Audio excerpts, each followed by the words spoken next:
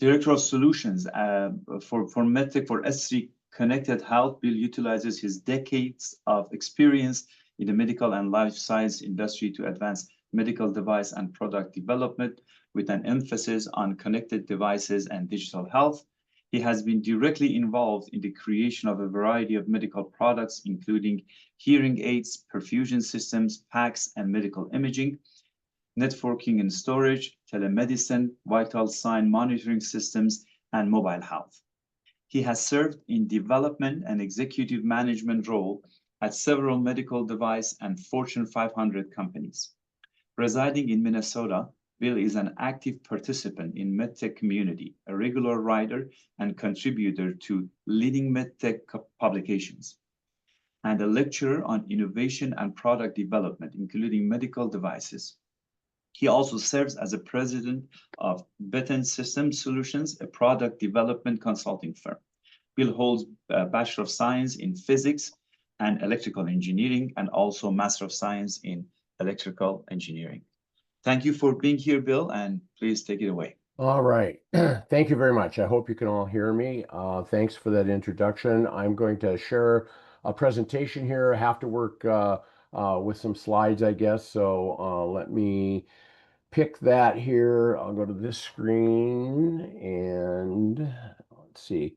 I always have to bounce between Teams, Zoom, Google Meets, all of those things. So always takes a moment to readjust. So hopefully you can see a screen here with the presentation. I'll go to presentation mode. And this is already off to a great start, Bill. This looks great. All right, very good. So let me go to, and then let me just change the presentation mode. Okay. Do you see my presentation mode, or do you see the one we see with it in the presentation? We see the and not the next really. slide? It's like Okay. two slides side by side. Yeah, hang on. I have to stop share for a moment so I can fix that. Let me go to display settings, duplicate slideshow. Huh. Then, of course, the problem with multiple screens is that you have to pick the right screen. So bear with me for just a second. Professor Tavakolian taught me to shake. If you try shaking the primary screen, sometimes that helps. That might well okay. work. So let me go back. I've got to find you again here in Zoom meeting. Then we go to share. And let's share screen 2. And then let's come back to this screen. All right, let's share screen 2, share that one. And now if I go to presentation mode, it will hopefully do its thing.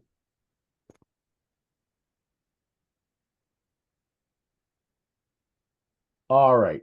Do you see just a full presentation now? Looks great, yes. All right, very good. Well, thanks very much. Just real quickly, I'm really happy to be here. I'm not an academic, although I spend a lot of time at universities and that sort of thing. So it's always a pleasure to talk to universities. A shout out to Caltech, simply because the first decade of my life, professional life, was working on projects with JPL, DARPA, Caltech, and shooting things into. My first decade was spent in the DoD. Basically doing infrared focal plane design, gallium arsenide semiconductor circuits, all that good sort of stuff, and playing in that space. After about 10 years of doing that, I moved to this little company. That was with Honeywell. I moved to a little company called 3M and got involved in hearing aids, heart-lung machines, a variety of other things, and then moved to a series of smaller and smaller companies. My other shout out in your consortium would be to USC. I spent a lot of time with Dr. Leslie Saxon at the Body Computing Center and her seminars and things like that. Those two universities of all of this hold a special place in my heart. I serve on advisory boards for the University of Minnesota on their commercialization side, as well as their pediatrics consortium. I serve on boards for the University or South Dakota School of Mines, my undergrad alma mater, where I met Kuyar and Dan through some interactions there. I also serve on private school, the University of St. Thomas here in Minnesota, where I helped start their EE program 25 years ago. So Academic is my hobby, but I do work in industry. And my goal today is to talk to you from an industry perspective about where I see the medical care going and just some of my observations about that. It won't be an academic talk. It'll hopefully be a little bit of a practical one, and it'll already tie to this. So that's a little bit about me. I'm going to talk today about the current landscape and really the change in where value resides. I've been doing product development for almost 50 years. Much of that on the engineering side, 35 years in from everything from individual contributor to head of engineering for a number of firms. I sold out and went to the business development side of the world about 15 years ago, and I'll talk about that perspective of finding people cool problems to solve and then solving them. I'm going to talk about the promise of smart medical devices, which you guys are already there, so I don't want to lecture. In fact, if you've got a question, please feel free to interrupt me, raise a hand, do whatever, because I'd love to make it interactive, but I will save time at the end for questions as well. The challenge of new care settings, again, I'm going to bring the perspective of med device thinking and what we're seeing and what I'm preaching. Elements of what I'm doing here have come from a presentation I recently did at the University of Minnesota in their Design and Medical Devices conference, and then a look at the future. We can argue about the timing of the future because I'm an old PACS guy. I go back to the late 80s and 90s beaming images off an aircraft carrier to Bethesda and Walter Reed. And once we did that, I thought, well, it's great. Telemedicine, teleradiology is here. 25 years later, I was head of engineering at Non and Medical. We did the first Bluetooth connected pulse oximeter, and I thought, great, we've done $1 million CT machines and digital radiography. We've now done $300 pulse oximeters with Bluetooth to phones. The world of telemedicine is here. And 15 years after that, we're still wondering when, where, and how it's all going to happen. And so that's kind of a perspective. And so I want to talk about where we're going in the future as well. So this plays well, and it actually ties to one of the reasons where's healthcare going. You already touched on the aging population, our global healthcare expenditures reaching the limit, predicted shortage of healthcare providers, lack of treatments. 50% of adults have chronic condition, consuming 75% of our healthcare budget, et cetera, et cetera. So I don't need to dwell on this. You guys understand all of this very well. And just to provide a little bit of perspective, I've worked on the industrial side for a long time. 7 years ago, I started my own consulting firm, just basically saying, I'm tired of the corporate world. I'm going to go work with people to develop med devices. And so my focus was consulting with big companies and small companies to help them turn their ideas into reality. About 5 years ago, this company called S3 Connected Health approached me and asked me to join them as a consultant, and in essence help them grow a U.S. business in the medtech space. A few words about that just to give perspective. I have 300 software engineers headquartered in Dublin and also in Poland with a small team that's growing here in the U.S. 70% of our business is in the U.S., and we work with some of the largest pharma companies in the world, as well as some of the largest med device companies in the world.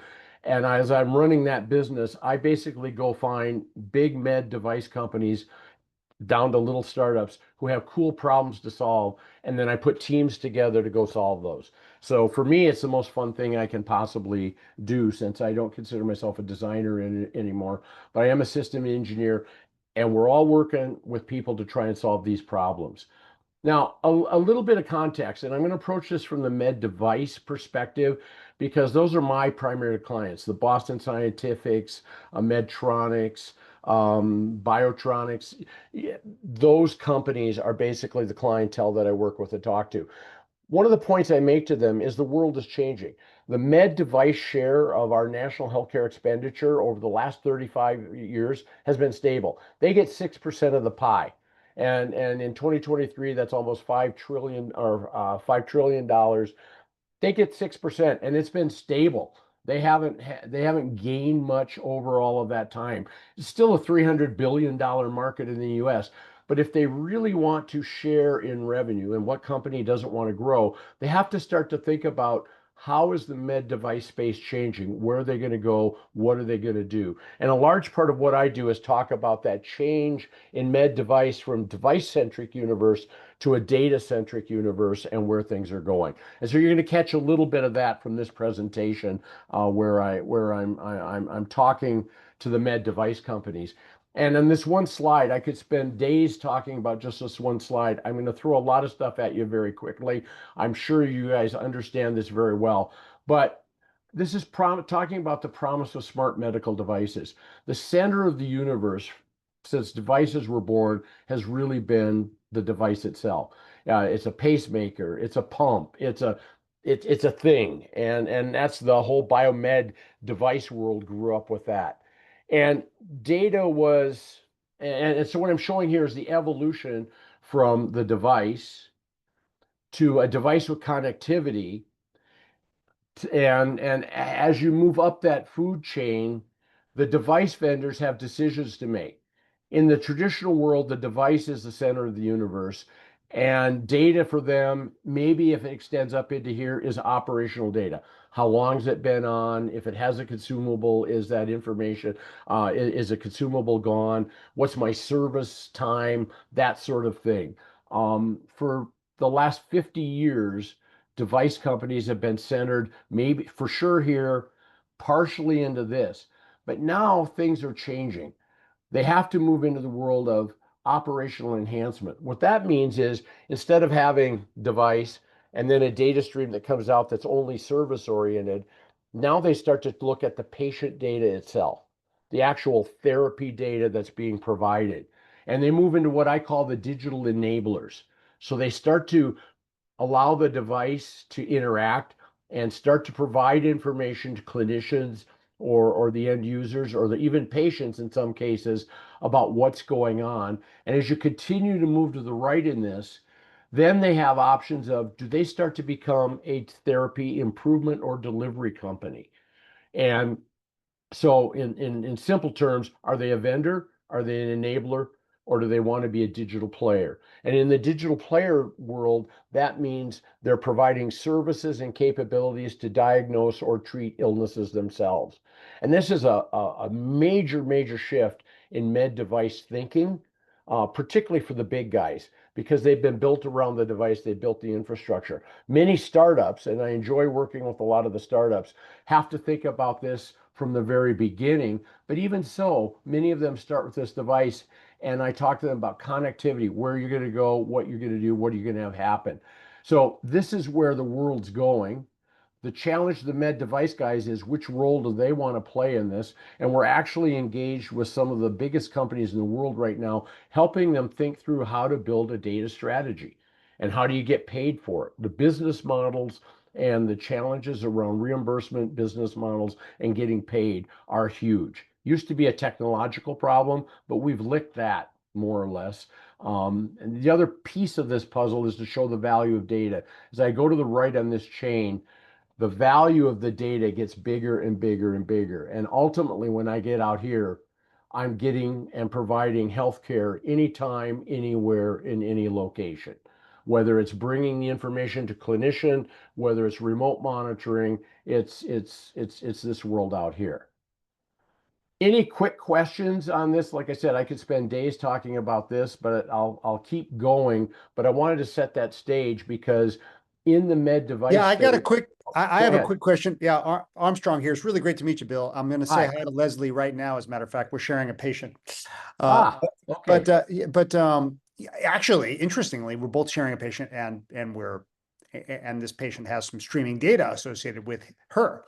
But who could you envisage like a world where the patient, it's kind of like maybe instead of a regular social contract, you have a social cyber contract where the patient owns these data, and there's some way to create some kind of, this is maybe beyond the scope of this discussion, but where, Yeah. but maybe where patients can benefit by almost, by the owning these data, there could be like a social cyber contract and maybe even monetize that. The quick answer is yes. I mean, one of the questions I ask when I talk to clients, and that is, who do you think owns the data, or when I'm doing a lecture? And you'll get a smattering. The healthcare, I live in Minnesota, so we have United Healthcare, one of the biggest insurers in my backyard here. They want to own the data because they're paying for it. The clinicians would like to own the data and utilize the data for improvements. The med device companies, and this is a huge mind shift change in that, they now want the data because they want to not only show real world evidence, but they want to improve their devices, improve their algorithms. The whole question of AI and how it's going to get into this is going to depend on access to the right data. And then you have the patient at the bottom of the food chain.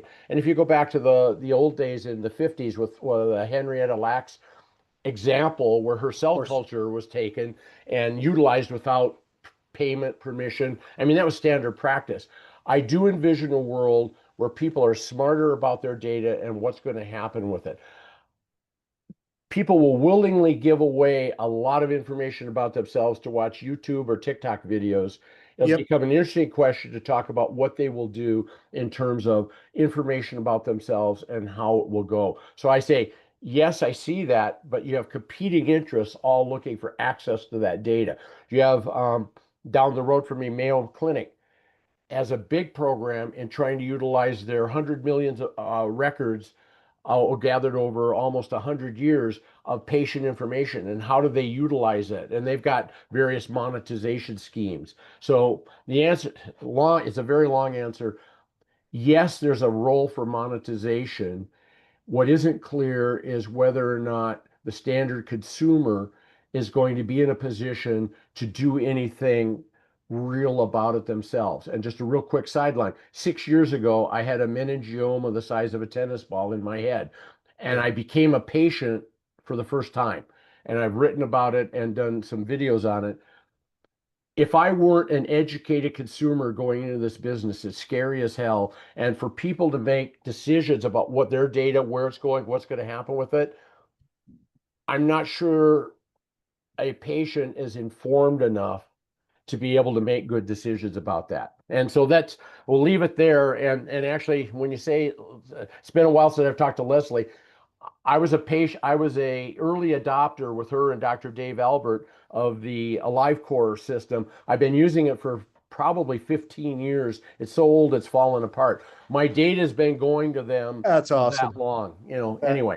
So we'll continue onwards here, but it's a great question. And I think that's one of the critical issues. In fact, real quickly, IBM quoted the 4 V's: volume, velocity, variety, veracity for data. And all of these are incredibly important.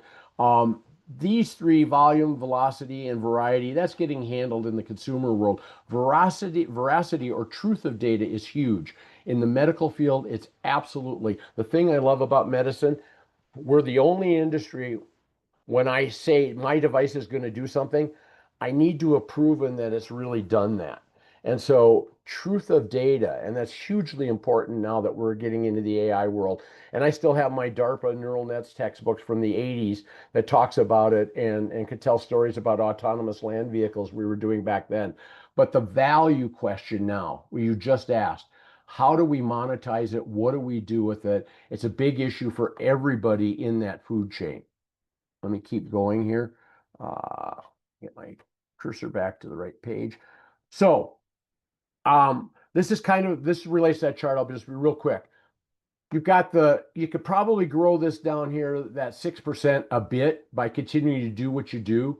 But now, if you're a med device company, let's look at professional services and hospital care, which are 58% of that $5 trillion.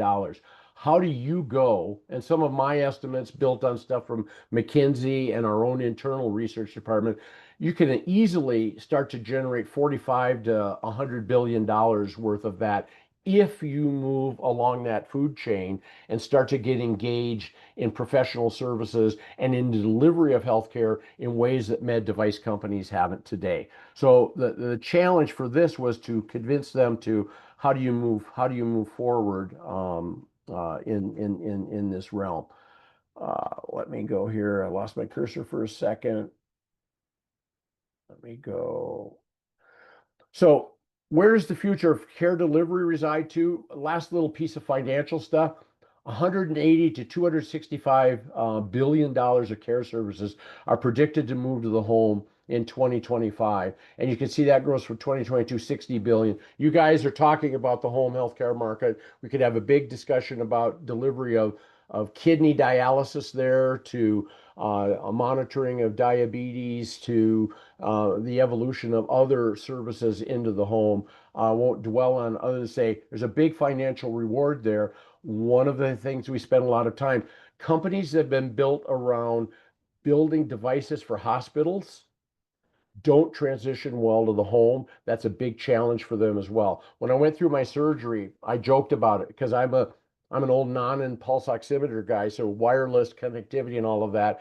And I had an old cartoon that showed the connected patient with all the wires and things hanging all over it. And right next to that was a picture of me with all those same wires and stuff all over it.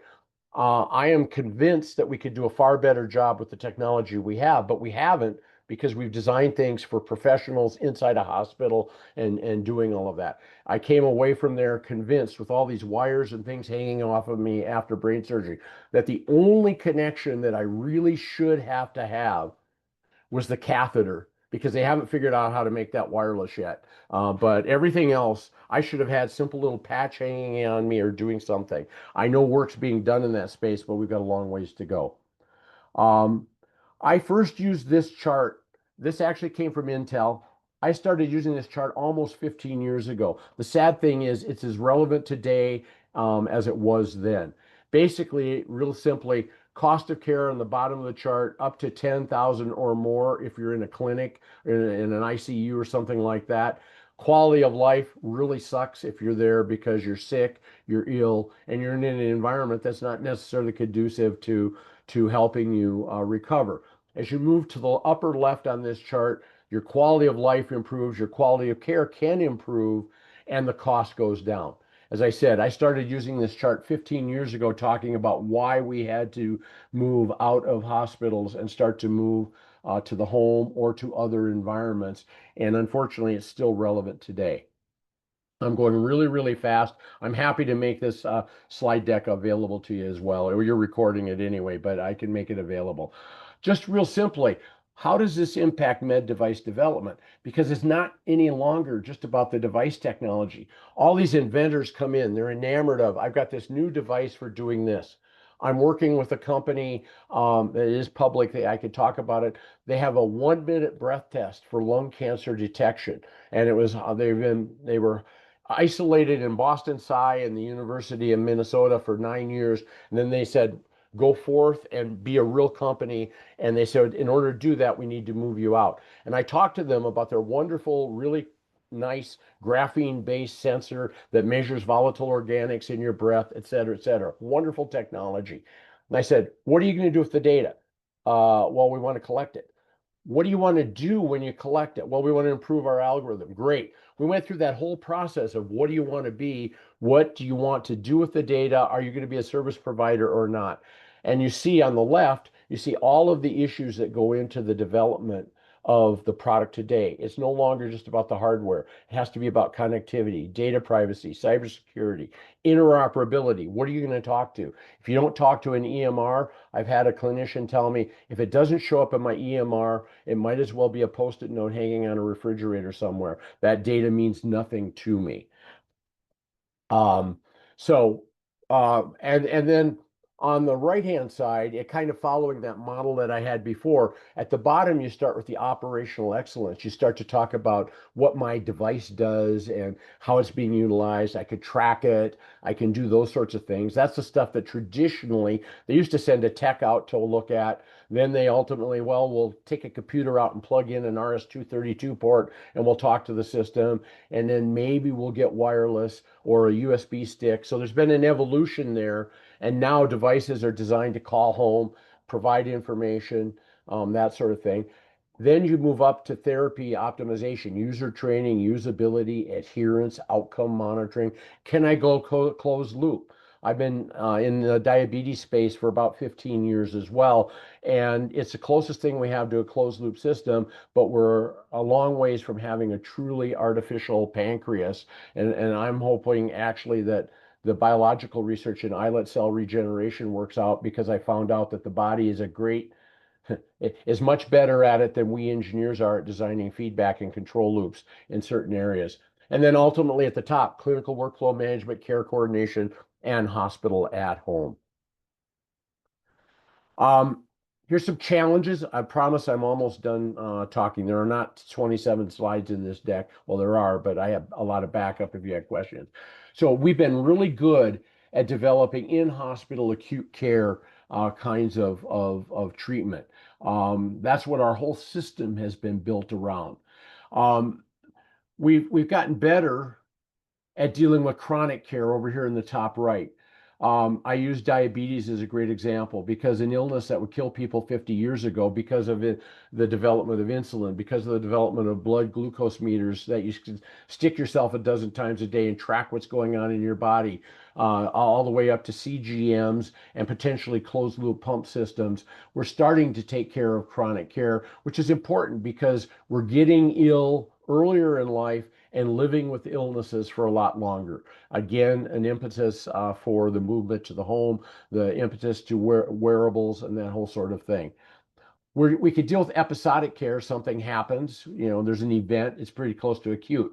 One area that's really fascinated me for a long time and is preventive care.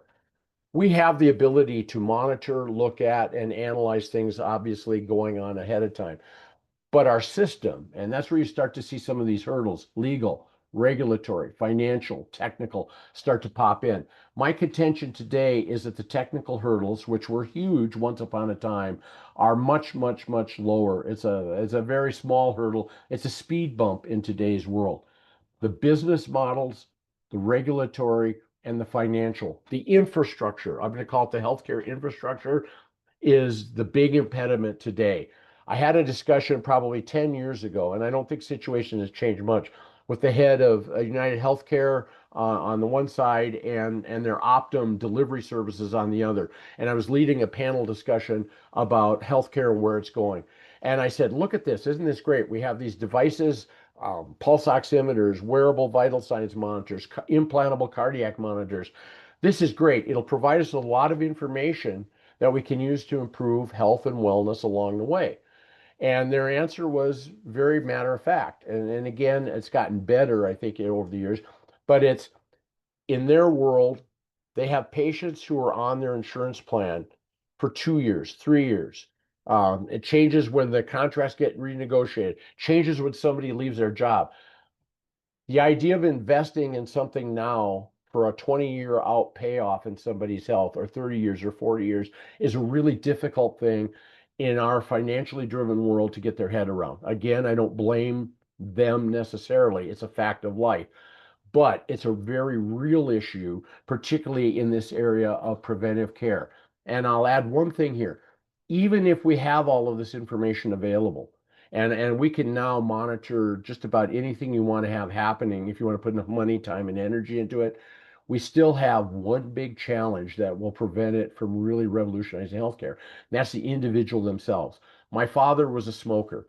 He ultimately died from complications of COPD. Until I gave him a pulse oximeter, he had no way of monitoring what was happening with his blood oxygen. So I gave him a tool to monitor it and look at it, which is important. But at the end of the day, and he ultimately quit smoking, but at the end of the day, we could tell everybody what's good for you, what's going on, what's happening. We still have the one big factor in there, which is behavior change. How do we get people to change their behavior based on the information that they're getting? And hopefully by giving them a good look at what's happening to them personally, it'll start to personalize and make that happen. That is a huge area that needs to be looked at. Paving the way forward, what do I tell companies they need to do when they're going into this? Start at the top. You have to have a digital health strategy today. And this looks a little bit serialized for the purpose of the illustration, but really you have to be thinking about this in parallel. Start with strategy, which drives your architecture, which helps you design the electronics and firmware. And then you take all of this stuff into account because it ripples now into connectivity and gateways. Turns out that 50% of the hospitals don't easily let you hook up your devices to their network, to their cloud. Med device companies have to fight that battle. We're starting to see private 5G networks going into hospitals to help enable that. Now we go to the cloud. Do you want to process in the cloud?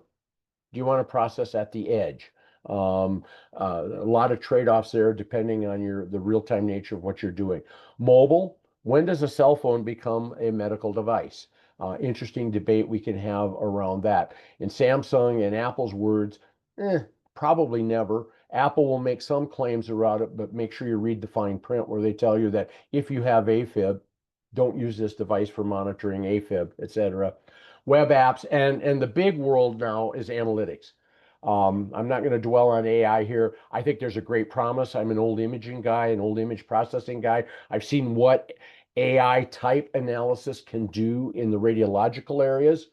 I think AI will help a lot in standard reports and in doing things and identifying things potentially. I think it's a long time before we have an AI doctor who will do all of that. And the interesting thing, and that thing in the middle, the platforms, here's one of the things we have to do.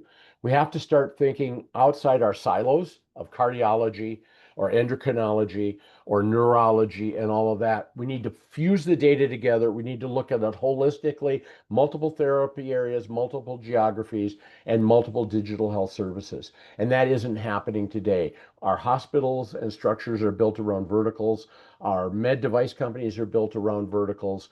I'm a big believer. When I was an old imaging guy, I did a lot of infrared work. I did a lot of visible work. We did some shortwave, long wave, and started using millimeter waves with it.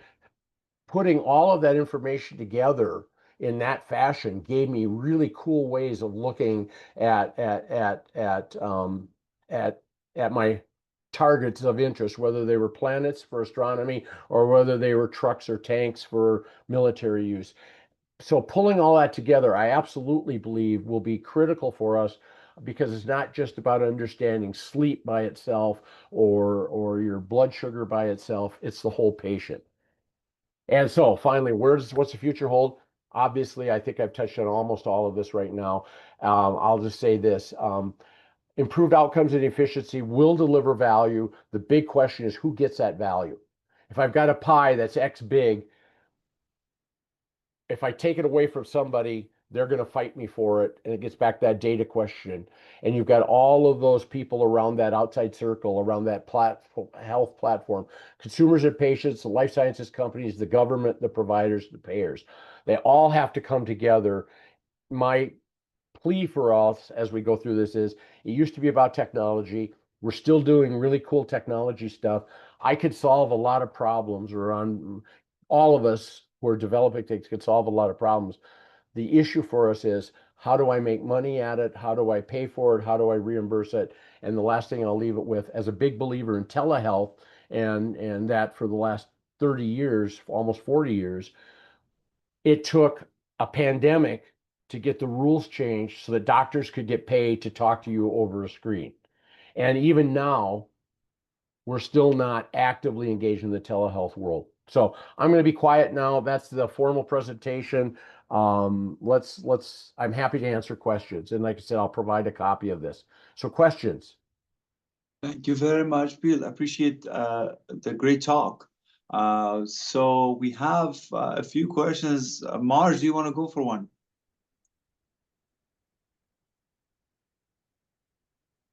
Marge? Yes, I would be happy to. I expected you to start at the top, not at the bottom. Yes, I really enjoyed your talk, and I agree with I basically agree with everything you said. I really liked your vision about creating this as more of a holistic view. I've worked with a lot of nurses over the years, and this is one thing I really appreciate about them, is that they have a tendency to take a more holistic look at patients, as opposed to doctors that are specialists that tend to be in their individual silos. But what are the biggest barriers to accomplishing that? I mean, we haven't gotten there, so what can we do to make that actually happen? Great. A really great question. You'll see some facilities are starting to do that. If you go to the Mayo Clinic, and I've been going there on business one way or the other for almost 40 years, and have watched the evolution of what they've done. And I'll use them as an example, but I spent a lot of time at Mass General and various other places as well. They're starting to think about it holistically. You go in there, you'll get a team of doctors who are talking. Part of the issue is And I'll pick on Epic and what used to be called Cerner is now Oracle as the two big giants in the EMR world. I commented earlier that if the information didn't show up in an EMR, then from a doctor's perspective, that didn't exist. The EMR repositories of today, and we work with a lot of clients to build interfaces, to build apps, and to do all of that. It's the best repository we have today, but it's a system that was built for billing and scheduling and all those sorts of things. So it's not really designed to be a great warehouse of information that can be easily searched and pulled together. I still, when I carry my information, I was still carrying disk from my neurologist or my imaging center to the neurosurgeon's place 5 years ago, 6 years ago, and it hasn't gotten a whole lot better.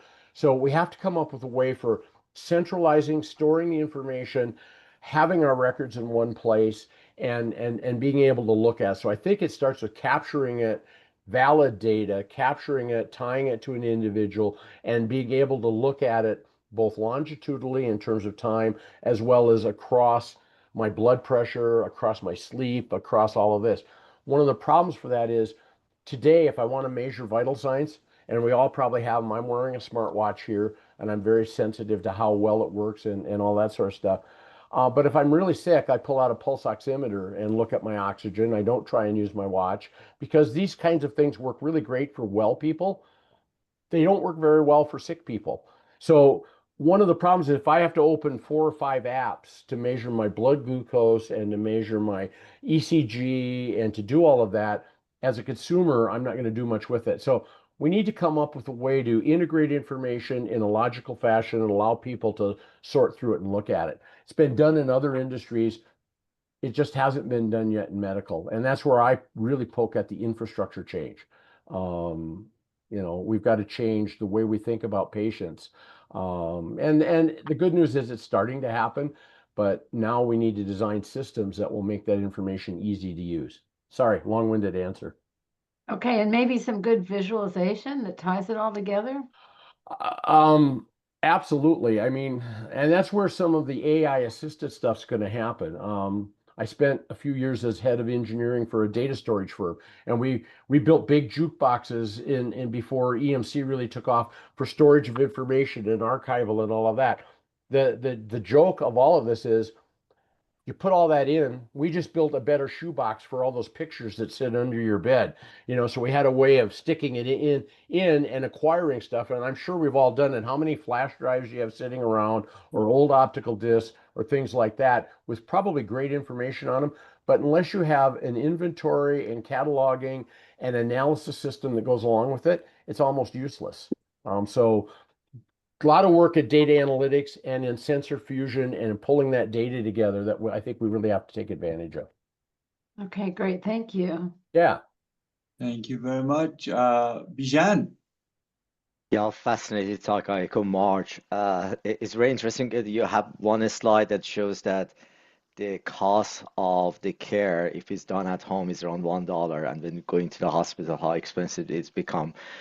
We have one of the project that we have in our C2 was with Best Buy Health, that they have this personal emergency response system on the neck that recently they added this 24/7 social support as well.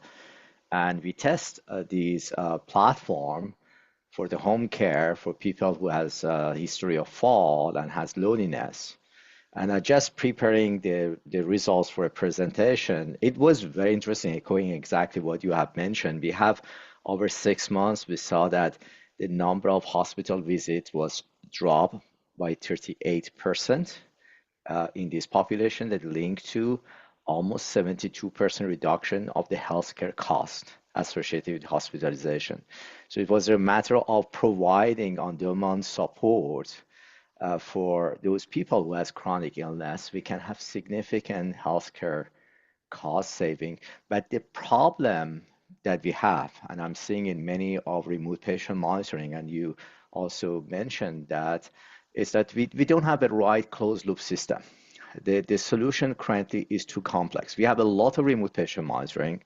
For instance, measuring, I don't know, temperature, SpO2, and other metrics that you can get reimbursement. But what patient can act upon of it, how the doctor can change the practice based of the information that they are getting. Those are the huge problem that we have, and maybe that's why that CMS has a report that despite of paying significant costs for those remote patient monitoring of physiological metrics, the health outcomes have not been improved.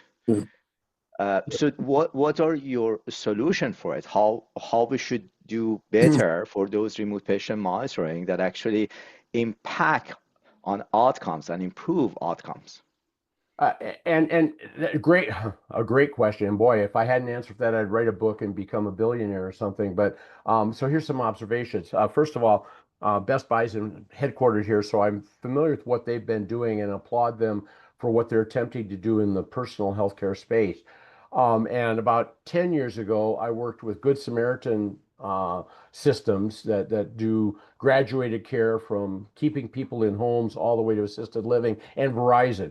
And we went and spent 6 months literally going into elderly people's homes and monitoring and looking at it. Again, 10 years ago. So they wanted to walk around with iPads and big cameras. And of course, Verizon's take on it was data streams in, more money in, and revenue. And it turned out that it wasn't very practical.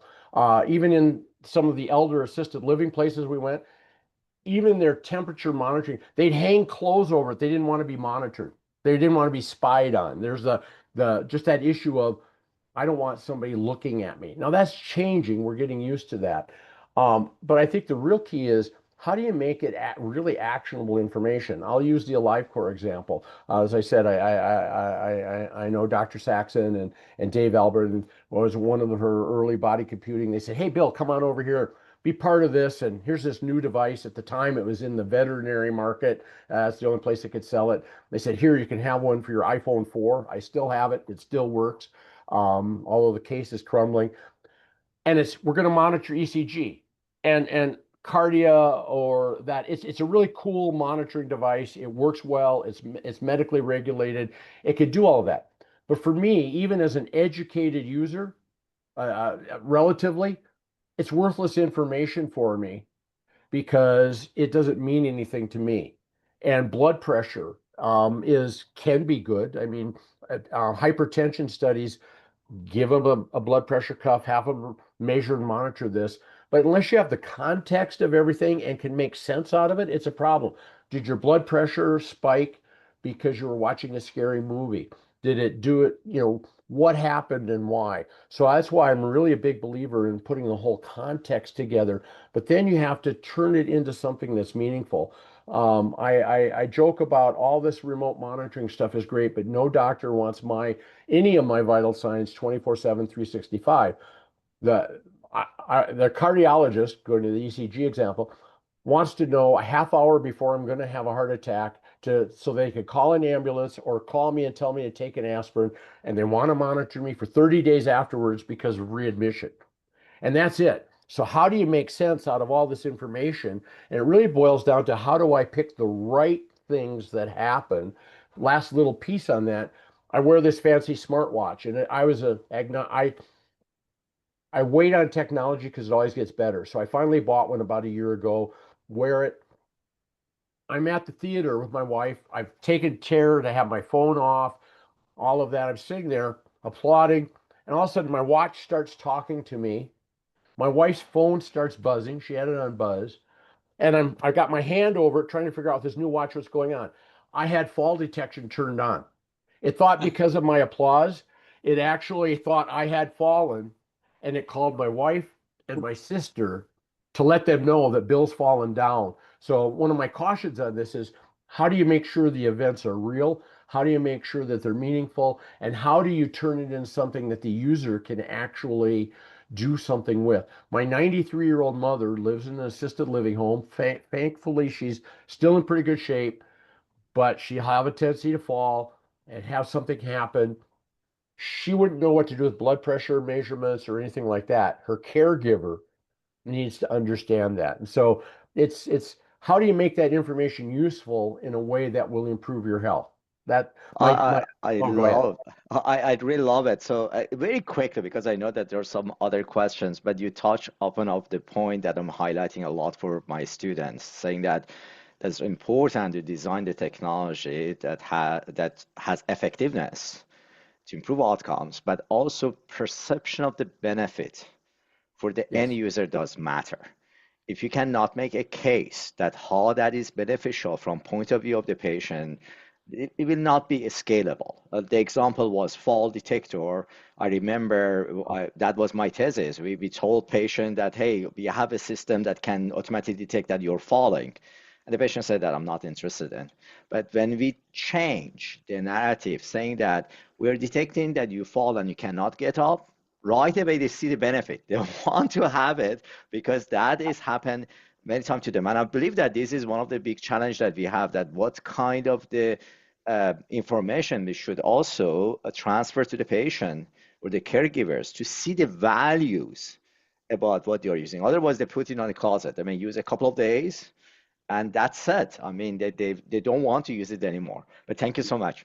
Oh yeah, no, we could go on and on and on. And Fitbits and fuel bands are great. You buy them, you put them on the shelf. 6 months later, 60% of them aren't being used anymore or anything like that. So and by the way, I will make sure that you can all have my email address and contact information, or Kuyar can do that. I'm happy to talk to you about this. This is my passion. Most of my colleagues are retired. I'm going to be doing this until they have to lock me up and put me away. So my passion is to help people like you figure out what to do with this. And it's not just about the user interface anymore, and it's very correct. In fact, I'm reviewing 3 grant applications right now for the University of Minnesota, and they're great ideas.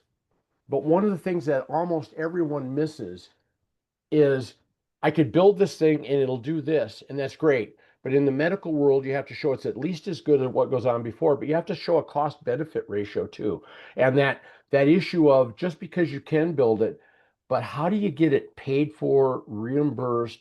Where's the value in that? And quite honestly, in remote monitoring, as I looked at this over the years, the most effective place we saw, take it to the kids of the aging baby boomers, of which I'm one, take it to the kids and guilt them into spending $35 a month to monitor mom and dad because for wellness. I mean, that's a business model that they understand. It's harder once you move further away from that. So business model, business model, business model, whether for the device companies or for the providers, has to be really a key part of this. Bill, Yes. you were talking about Dave Albert. Actually, he gave a talk. AliveCore gave a talk here, and just related to that, I was just thinking, what is your view of big tech role in healthcare? And for example, the patent issue that happened between AliveCore and Apple, and Massimo Yep. and Apple, and how do you see the benefits and the threats of big tech being in this field? By big tech, I assume you're going to say big tech outside of the traditional medical companies. Is that right? Yes. Yeah. Okay, Yeah. so Google, Apple, Samsung, all those sorts of guys. Um, I think there's a lot of promise there, and we've certainly seen a lot of changes over time. I use the Apple Watch as an example because when I do lectures on wearables, everybody says, "Well, I've got my watch now and I can do all this stuff." And I've read the fine print, looked at the IFUs, had those kind of conversations. I actually wrote an article comparing the Cardia AliveCore device to the Apple Watch probably about 18 months ago, and saying if I had to use something, I use a AliveCore because it's been tested, it's been certified, I know what it's gone through, et cetera, et cetera. So I think there's a lot of promise there. I think there's a lot of enabling tech there. But every time, and I've had conversations with some of the biggest players in the world, Samsung and Sony and all of that, they're interested in it and they step up close to it. But the legal ramifications around it, the regulatory, the slowness in the marketplace, all of those sorts of things tend to kind of drive them away. And so I think I would worry about it less in the device space because of all the hurdles you have to jump through to build a device that's accurate and repeatable and all of those sorts of things. Um, I think they have much more of a promise in the data analytics world. When the data's been generated, gathered, collected, you could trust it, you could do all that sort of thing. So then I think some of the, and I challenge my MedTech clients, I challenge Medtronic and Boston Sci, and they're thinking about all of that. How are they going to compete? Who are they going to compete with? Who are they going to partner with? So I think big tech has more of an impact on the analytics potential in the future than they do on the device side.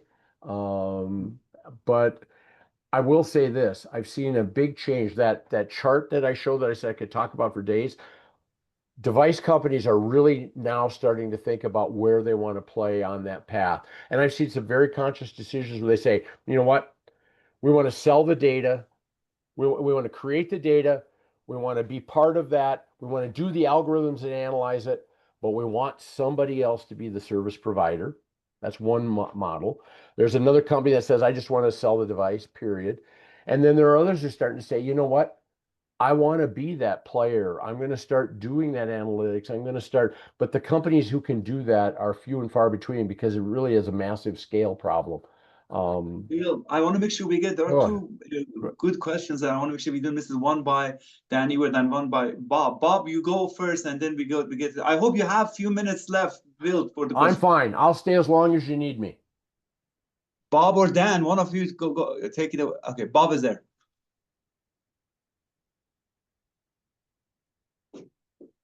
You're muted, Bob. Okay. Okay. It's very interesting, the question you come up with, because I've been trying to look at how AI and especially agentic AI and multi-agent AI are being used, and how these new systems are dealing with the challenge of getting data together. And I spoke to one of the people I know fairly well at Citibank. One of the things that they've done to make it much more easy for various employees in the bank to use AI is they've got everybody with a Google Notepad, and they've set up a internal platform to control all of the different data that they get, so that any employee or even an agent in the bank can look at this. They've got between 50 and 75,000 people with notepads that are doing all this, getting access to the information. So it's really this kind of highly distributed network and access, but also keeping things secure behind the edge. And I think being very careful about what external data gets integrated with the data they've got as a company. So I think I'm trying to look at some of the smaller companies that are beginning to sell solutions. There's one called OutSystems that I've been talking to, and I think another one called Pylon. They're basically trying to create the software that integrates the data to the AI models or LLMs. And I think that this kind of a platform solution might be a very interesting one. I was not so impressed with the Mayo effort, because it looks like it's trying to create individual devices that can do monitoring and plug into AI. It wasn't really thinking about a system-wide solution of, could you build this kind of Citigroup or Citibank type of platform for healthcare, and you've got the same regulatory and security concerns as the bank. And the banks are really the first ones that have kind of pioneered what the next step is going to be. They've been using AI for 10, 12, 15 years, depending on what group it's in, but particularly for fraudulent transactions, they do a tremendous amount.